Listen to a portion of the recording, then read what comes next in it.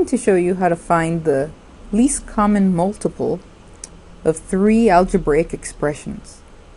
Now I'm going to use the work I already did for finding the greatest common factor. So if you're curious as to how I did all this work, I suggest you watch the video on finding the greatest common factor of 3 algebraic expressions.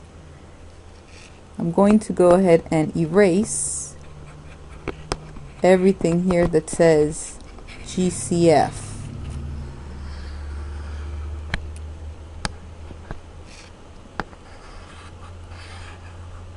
And I'm also going to erase the GCF that I found here at the very bottom, and one of these little multiplication signs. Okay, let's write in our new title. We're going to learn how to find the least common multiple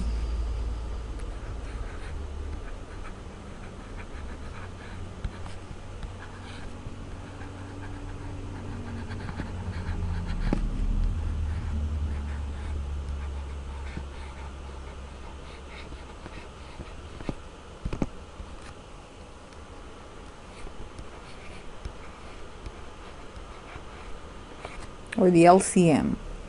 And we're going to find the least common multiple of these 3 expressions I have here at the top: 12x cubed, y squared, 18x to the 5th, y to the 4th, and 36x to the 4th, y cubed.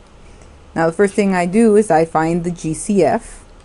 After I've found the factors I need for the GCF, then I find all of the leftover factors, and I use those to help me find the least common multiple. So I've highlighted all the factors that make up the GCF. Now let's go back and use the leftover factors. So it looks like here we had a leftover factor of 2. Now notice I'm circling both of these 2's here. The 12 and the 36 had leftover factors of 2 that did not get used in the GCF. We're going to use an extra factor of 2 in the LCM. And I noticed the 18 and the 36 had an extra factor of 3 here that did not get used in the GCF, but we're going to use it in the LCM. There was also a leftover factor here of x, this pair of x's, an extra x, an extra y, then there was here a pair of extra y's. Now you want to try to line up these leftover factors. So like here where I had these 2 y's, you want to make sure you line those up and you only count those once. You don't want to accidentally say put this y like over here to the side and count it twice, because if you count it twice like that, it's not going to represent the least common multiple anymore, because you're going to have an extra factor of y. You just want one factor of y to represent this pair of y's, because remember the 18 x to the 5th, y to the 4th had that extra factor of y, and also the 36 x to the 4th, y to the 3rd had the extra factor of y. They each already have it. Now we multiply everything together, and that's going to give us the LCM.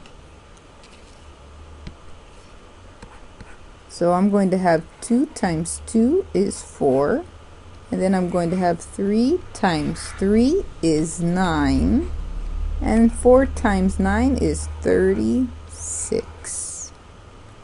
I see here I have 3 factors of x times another 2 factors of x. So that's going to be x to the 5th. I'm going to go ahead and write them out here side by side so you can see there are 5 factors of x. And then we have y times y times y times y. So there's 4 factors of y, which is going to give us y to the 4th. So 36 x to the 5th, y to the 4th will give us, or represents, our LCM of our 3 algebraic terms that we started off with. That's going to be our LCM of these three terms.